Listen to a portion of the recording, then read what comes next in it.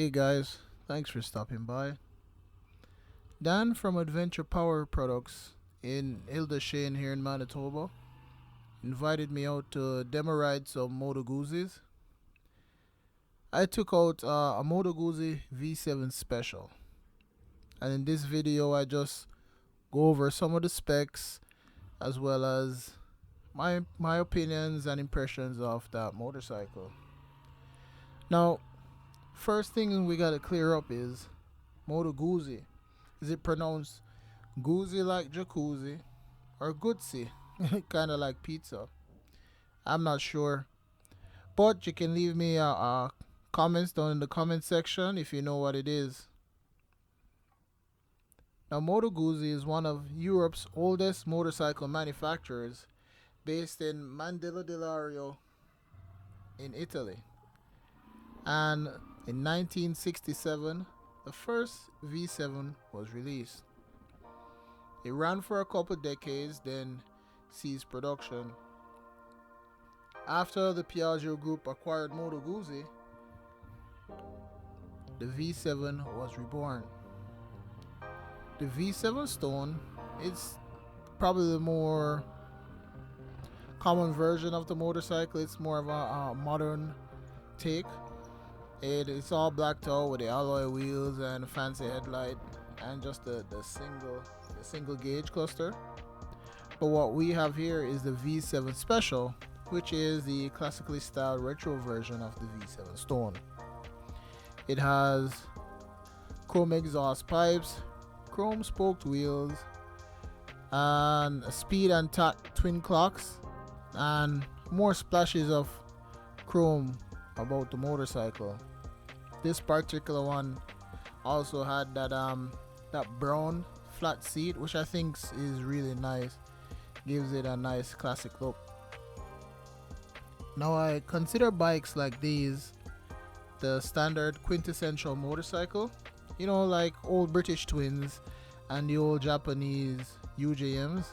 Like, those are the kind of bikes whose picture I would put in the dictionary beside the definition of motorcycle. The Moto Guzzi V7 Special has the signature transverse mounted air-cooled V-twin. That's with the cylinder head sticking out the side. It's now 853cc, which is up from previously 744cc. This new engine is putting down 65 horsepower at about 6,800 RPM and 54 foot-pounds torque at 5,000 RPM, and is mated to a final drive. Now, in those numbers, I like the peak torque at 5,000 RPM. I like that. The V7 Special has mild tech like ABS, traction control, gear indicator, and even shift indicator lights. I took the V7 on a short 30 to 45 minute demo ride, which probably isn't the best situation to judge long-term comfort, but I found the motorcycle to be comfortable. It's a pretty relaxed, upright riding position with a comfortable bend in the knee and a slight lean forward. You know, the standard riding position. I didn't have a passenger with me, but the passenger seat, it looks nice, soft and wide and plush. It was wider than my Vulcan S. That bike made me start looking at passenger seats width for comfort. It looks nice and wider than that. Now, I'm about 5'11", 250 pounds. And the suspension, it also seemed kind of soft and cushy. But I never rode it hard enough to really test the limits of it. I never bottomed it out. I just put it around Hildesheim and then did a little highway pull, which is probably how most people will use this motorcycle anyways. I found the power to be docile but ample.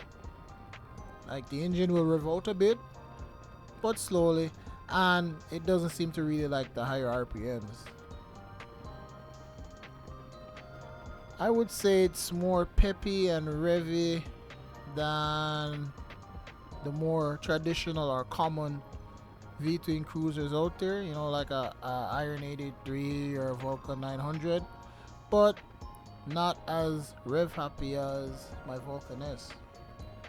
The transmission seemed okay, not precise and snickety like other bikes I've ridden, but I never found it too sloppy or clunky. Just a positive and audible click when engaging the gears. And finding neutral is a little tricky, but I don't remember it being as bad as when I rode the V85 TT. I don't have much to say about the brakes. I don't pay attention to brakes that much either. They either feel good or not, or they work or not, or they're hard or mushy. So from a layman point of view, let's just say that they work, and nothing really stood out about them to me. One weird thing that did stand out to me is the throttle travel. It didn't seem to be as much as other bikes I've ridden. That could just be in my head, but that's the impression I got. Now, on the quick stint on the highway that I did, I had the V7 Special cruising at about 120 kilometers per hour. That's close to about 70 miles per hour, thereabouts, or maybe 65. Maybe I'll put it up on the screen if I feel like it. It was cruising at 120 kilometers per hour at about 4,200 RPM, and I really like that.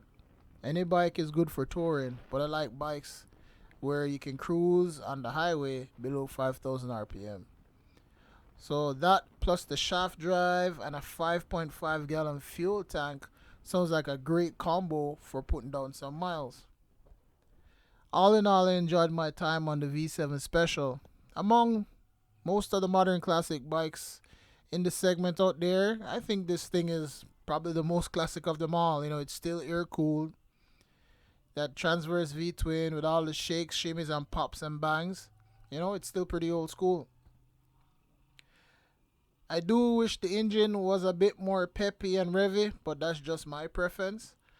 And the 57.1 inch wheelbase, even though it helps make the bike nimble and handle good, and it pretty much stays true to the segment in terms of the wheelbase of other bikes like this in the segment.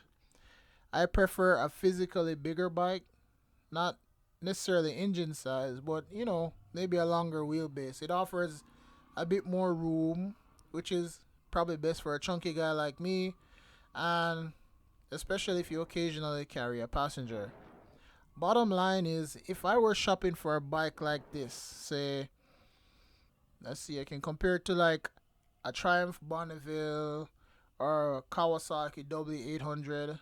I mean, I think the prices are all pretty similar, but for me, I would buy the Moto Guzzi based on the shaft drive, so no chain drive, no chain maintenance, the large fuel capacity, and the engine character. I'd buy it based on those.